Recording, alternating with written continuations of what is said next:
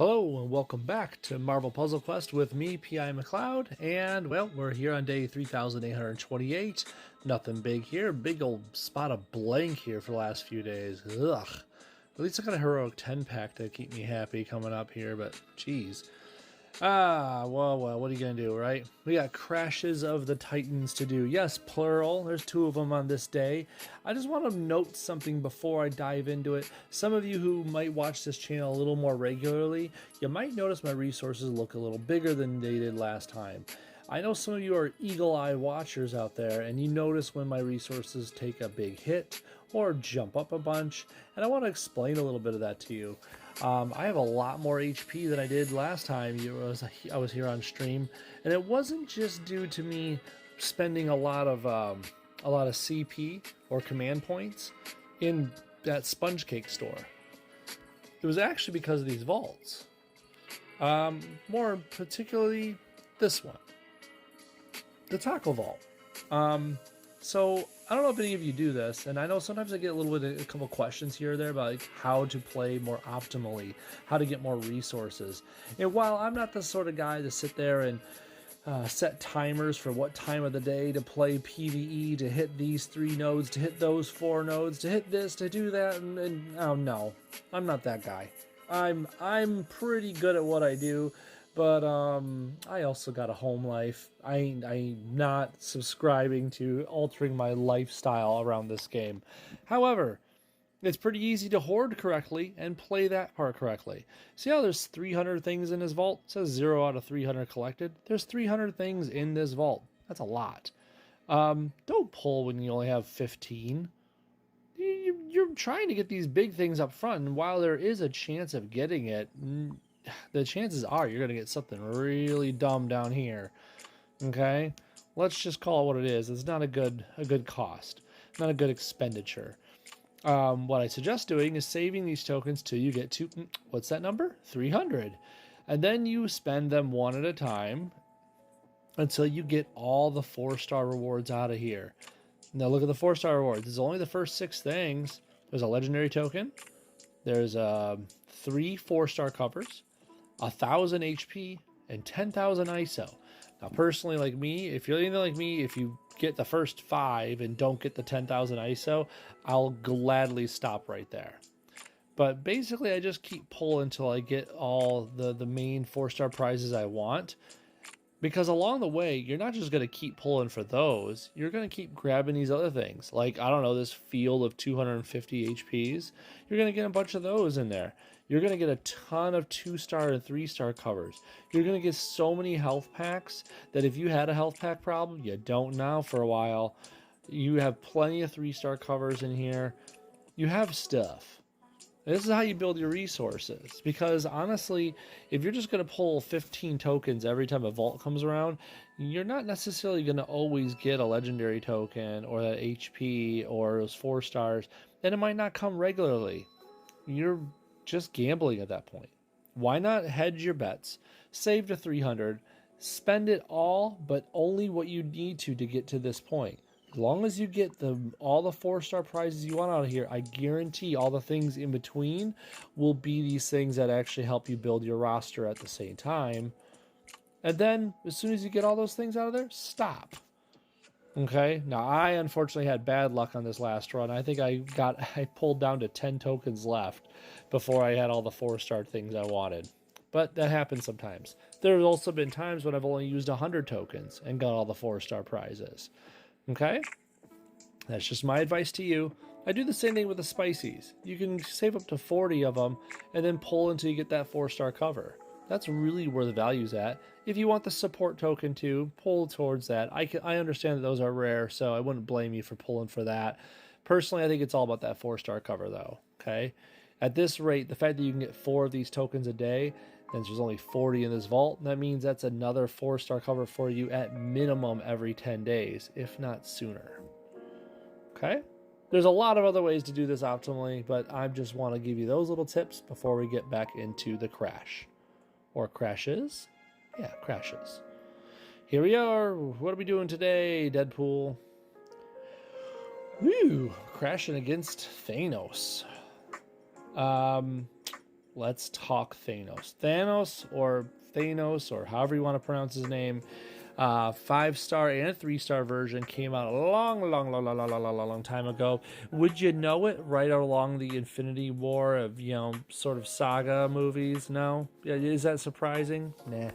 Anyways, ever since he came out, he's been a must-have in the staple of meta characters, and not because of PvP, although there once was a shining beacon called the Panthos meta, which was Black Panther and Thanos, but more on that maybe a little later. Thanos has always been around MPQ metas because of Court Death, his black power that says, hey, when you kill an enemy, he does a big old amount of team damage. And at the 5-star character level, you also stun everyone else that isn't himself for a turn or 2 turns if it's level 5, like showing here.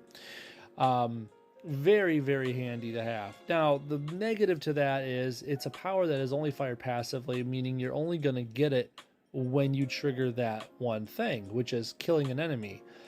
Odds are there's only 3 enemies in a fight, and that means you can only really trigger this ability twice in a match. I mean, there are exceptions, and we all understand that wave nodes exist, or maybe 5-star Lumbercap is going to revive someone from the dead. You get the idea, but otherwise, you usually only get to use this passive twice in a battle. But who cares? It's a ton of team damage, like a bunch of team damage, and a stun value if you're using 5-star version. His purple is pretty unique. His infinite power, it ups his own personal match damage by a good, decent, hearty amount. Something actually kind of notable. But more importantly, while that countdown is on the board, he makes it so that nobody, and I mean nobody, not even a friend on your team, can alter the board. That means no adding strikes, no removing countdowns, no swapping colors, nothing. Nothing is allowed to change the board except straight up matches. Okay? So in other words, if you want to alter the board somehow, you have to actually manually move that countdown away and get rid of it. In the meantime, while it's there, Thanos is actually going to hit harder. Kind of annoying. Finally, there's this green, his Come and Get Me. It's a countdown that basically says while it's out there, he becomes the tank. He's going to jump to the front and tank all the opposing hits coming on in. And if that countdown hits 0, he blasts the whole enemy team for a whole ton of damage. It's a decent amount of damage, but honestly, most people aren't using Thanos for that power. I mean, we can get team damage out of a lot of characters, right? Countdowns that tank for people out of a lot of characters. But the infinite power, that purple gem that says no one can alter the board, and Court Death, those are pretty rare abilities. Those are exclusively his, and those are the reason why people like to abuse him in PvE, just running through easy nodes or running through the seed teams in PvP. If you don't know what those are that I'm talking about, feel free to drop a comment in the video on YouTube or here on the Twitch chat. I'll be happy to explain further. But let's see who we get to play against this guy with. The Mad Titan. None other but his daughter, Nebula. Let's take care of my boosts, meaning get them out of here. Oh, and before I go into the explanation, if you're new to the channel, all one-on-one fights in this channel are always character effects on. Because, come on, why not have a little bit of drama with it? Okay, so Nebula, she didn't come out too far after Thanos did. She definitely belonged in the era of Marvel Puzzle Quest where active powers were still very common to have. Passive powers were rare and upcoming awesome things. Very few characters had them, but when you had them, it was pretty good. It was noteworthy. Nebula didn't have that, unfortunately. Back then, she also had more expensive powers, things that weren't as cool as they are now. Let's take a look at how she is now. Where's the important part to start? I feel like all these powers are pretty equally decent. We'll just start at the top. Warped Enhancements is only 6 blue. It used to be actually a little more than this. But let's put it at level 5 so you can see it for real. A 2-turn blue repeater tile up to 1. I like how it says that, like as if you could change that at a better rate. Anyways, that heals Nebula for an okay amount and creates a pretty decently strength strike tile. Now that's only 6 blue, and this goes off every 2 turns. So she's getting a decent amount of healing, and her attack power is going up at a decent interval. I just still understand the up to 1 narrative on there, like as if you could change that somehow. But anyways, I digress. Galactic Rage is 10 green, so it's a little pricey, especially for nowadays. But you deal damage to the enemy team for each strike, protect, or attack tile on the board. At the time that this came out, this was pretty novel because if you notice, it doesn't say friendly and it doesn't say enemy. It just says each strike, protect, or attack tile. It doesn't care who they belong to. But it does have a cap of up to 10. At the time, though, that was pretty neat, though, that you could include enemy and friendly tiles. So it was pretty decent, but no one really cared enough to abuse her for this. Finally, there's Grim Efficiency for 8 red. She deals some damage and then creates 2 okay strength attack tiles. Let's put it up to 5 so you can see it for real. Deals pretty decent damage actually for the cost. Gets some okay attack tiles for every 3 green AP her team has. So if you have 6, that means she's making 4 of those. 9, you're making 6 of them. You understand. So in an ideal situation, you fire off the red before you fire the green. But that's just all hearsay. You never know what the game's going to hold for you. This is Nebula in a nutshell. I don't know if there's a support I would really say is must have for her. Obviously, there's the Yarrow root, which kind of belongs to her. And hey, well, let's show that off too so you can see what it's about. When the character's healed, they heal for more. So for her blue repeater, it would heal her even more. At the start of battle, there's a chance to get 5 more green AP just at the bat. And then finally, if you equip it to Nebula, when she fires Galactic Rage, which is the green we were just talking about, it creates an extra strength projectile, which is, you know, it's kind of cool. Yeah, I don't think that's the whole reason to really put this on anyone. If you notice, I have it on Storm because it's starting with green AP. Hello. But, I've changed it around. The Yarrow has been around my roster a bunch. If I had to put it on someone, put something on her, obviously Atlantis is nice for 6 AP for at 80%. Of course, I have a level 5 Atlantis, so it's kind of a no-brainer. There's plenty of other ones. You know, the purple Power Stone, it's only level 3, but it's worth it. There's plenty of options. Low-level AI is always great for extra strike tiles. But I don't think we need it, to be honest. Let's just go in all natural, one-on-one fight. The daughter of Thanos versus the Mad Titan himself. Let's do it. Okay, so we want reds, we want blues, we want greens. And I really only see... Well, I guess I can get a blue and 2 greens if I do the match 4 at the bottom. Might as well do that, I guess. Now, he doesn't need the black AP. Black is his passive, his court death. So it's not really doing him any favors.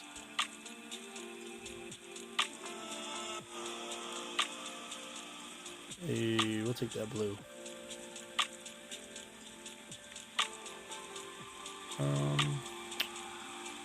Okay, so here's a conundrum for you. You see this match 4 of purples here?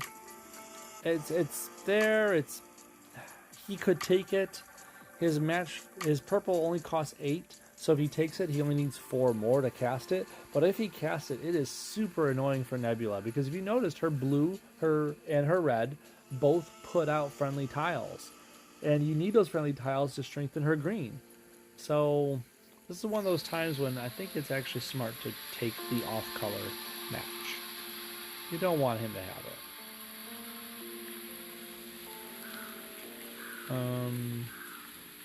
I'll take the red. Even though there's a purple match for him over there, I'll take the red. I'm going to take this purple because it's going to lead to a cascade into the red. So to deny him some purple and take that red still at the same time. Now remember, this red gives you more tiles for every 3 green AP you have. So if I have a chance to get some green AP, I should probably do it. Uh-oh. The come and get me is out.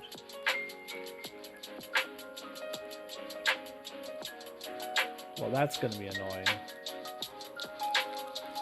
That's an okay amount of team damage. Thankfully, our Nebula is champ, so it's not going to kill us, but at the same time, you know, we don't want any damage coming in if we can help it. Oh, matched his own green away.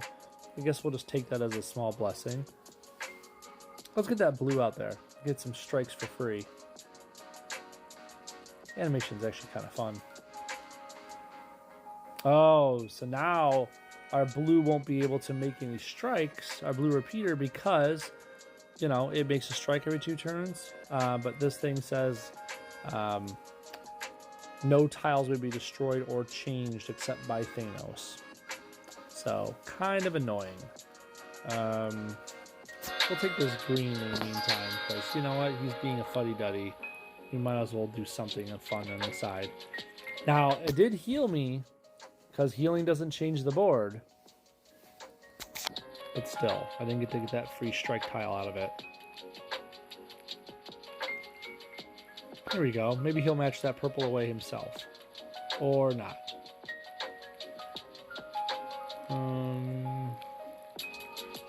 Is there any reason not to? Maybe I'll just do this. So I get the blue and then match that away at the same time. We'll take that match 5 of red. Thank you very much.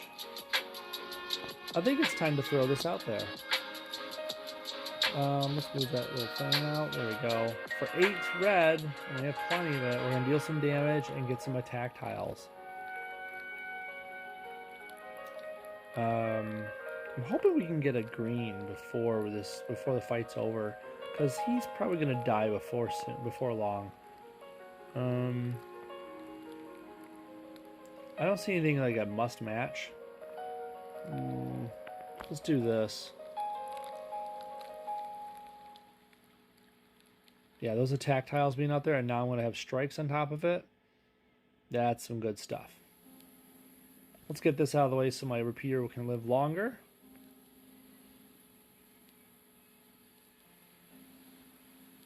I would like that green, please. Please. Excuse me. He will not let me have that green. I just want the animation. That dad is so mean. Like an old fuddy-duddy. Do that. Dad, this hurts me more than it hurts you. I mean, maybe not. It's probably a, you know, false phrase. Well, oh well. You know what? He had it coming, right? And now I can make the green match right here, but then he's just dead. He's gonna die. So let's go out with fun. Woohoo! Alright. We got one more fight. We'll get the green in that one. There we go. That's one legendary token. The next one goes against a good old Chuck. Good old cue ball. This guy right here. The leader of the X-Men, Professor X. 4-star version. 4-star Professor X came out longer ago than Thanos. He was, I don't want to say he's one of the earlier 4-stars, but he definitely was pretty early when you compare it to the entire roster of this game. He was one of the earliest guys, not the earliest, but one of them, to have an invisibility move, his purple, called Blind Spot. When he goes invisible, he makes 1 invisibility tile, which is always purple. And whenever he makes a match while he's invisible, he strengthens friendly strikes, attacks, and projectiles. It's actually pretty darn useful. Professor X is one of those few characters in the 4-star tier that can solo a lot of characters because of just going invisible. If the enemies don't have a way to get rid of that tile immediately, easily, or to do team damage effortlessly, he's going to win the fight of attrition. His blue is one of the best reasons people like to use him. He's actually the reason why there's a Winfinite called, well, the people online to call it Charlie's Angels. You know, his name's Chuck. Come on. It's him, 3-star Black Widow, and 3-star Scarlet Witch. Now, this is an old team. You could probably do it with different combos nowadays, but the idea was that his blue says whenever you make a match 5, he deals a bunch of damage to the enemy just passively, and he generates 4 AP in your team's strongest color. Well, with Wanda and Black Widow on your team, it can be very likely that purple is your strongest color. And if purple is your strongest color, that means Black Widow can cast her purple to make 6 green tiles wherever you choose. And that would make another match 5, maybe 2 match 5s.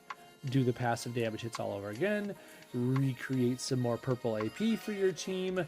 Rinse and repeat. Why is Wanda there? Well, because she generates purple AP. She helps Black Widow get to that special place even quicker.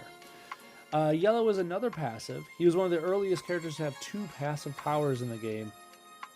His yellow passive states whenever an ally casts a power, and it has to be an ally, it doesn't count himself.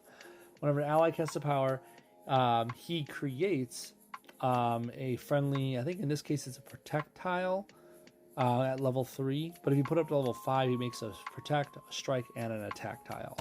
So if you have a way to spam powers cheaply, he could make you a ton of tiles for very easy. Anyways, he can be rough if you let him go invisible. That's the one thing to taking him down. Don't let him do that. Okay, you ready? Let's do it. You already know how Nebula works, but we're going to try to aim for that green, especially since if he goes invisible, we're going to need it. Let's get into it. Oh, look at that. Look at that match 5 of green down there. If he would have had that, that would hurt a lot. A lot. Do I know how much it hurts? You should just look and see. Master Plan. 4,385 damage. And that's just him at level 270. That's not him like fully up to like 370 or something like that. This is just 270. You know, baby champed. Ugh. Anyways. We want those greens. Although I'm kind of tempted to take that black just to make the cascade, but no. No. Be strong. Strong. He got rid of the crit tile. Thanks, I guess. So this does damage to the enemy team for each strike, protect, and attack on the board. We're going to save that for as long as we can so that we can generate some tiles. Might as well have it go out with a bang, right? Oh, here's another match 5. Looks like I'm getting them where Chuck usually wants them. I guess I'll take that. There we go.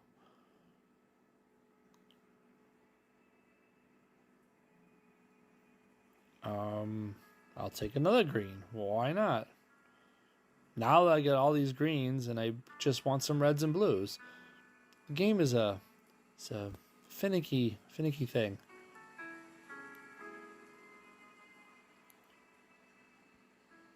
I guess I'll take some team up. Come on, game. Be a pal. Here we go. We can get that blue rolling. That'll give us some strikes. Be nice. Not to mention the healing. Get the red. Okay. Here we go. This will do it. We already know those animations, but now that we have a bunch of tiles out there, Galactic Rage just jumps and tackles them. Can you imagine? Like, he's just sitting there in his awesome sci-fi hover round, and Nebula just tackles him out of the chair. Whoops. There you go. That's Nebula's Crashes of the Titans against the Mad Titan and Professor X. We got our 2 LTs out of it. Nebula's not too hard to use. She's got a lot of offensive abilities. She doesn't have really much to speak of in the way of passives, but her powers are cheap enough nowadays to make them, somewhat worthwhile. Remember to abuse your supports though if you need to. I don't blame you one bit for diving into that Power Stone. Yarrow Root obviously special for her. Atlantis for other green options. You get the idea. There's some easy ways to do more damage. You could always use oh geez, I'm blanking on the name. Give me a second. I'm going to run into it any second here. Against Professor X, you use Taskmaster's Sword, because since that does extra damage against heroes. Symbiote Goo, Deadpool, those are good for one-on-one fights especially. So is the Implanted Bomb. That's really good for one-on-one fights. There's ways to get through this. I'm pretty sure you got this. Thank you very much for watching, and I'll see you guys really soon. There's more stuff coming up here pretty soon in this, and just talking about, I think there's a boss coming up in a week or two.